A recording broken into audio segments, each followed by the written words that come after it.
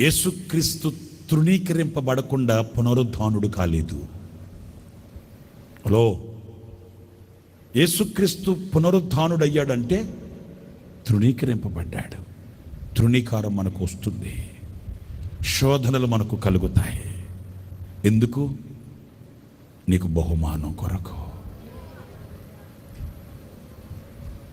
నీకు బహుమతి కొరకు.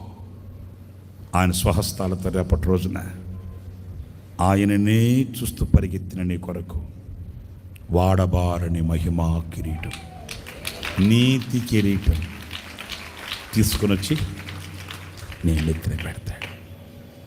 ఎందుకంటే క్షయమైపోయే వాటి కొరకు నువ్వు పరిగెత్తలా, క్షయమైపోయే వాటి కొరకు నువ్వు ఆశించలా, క్షయమైపోయే వాటి కొరకు ప్రయాసపడలా, ప్రార్థించలా. అక్షయమైన వాటి కొరకు నువ్వు పరిగెత్తావు.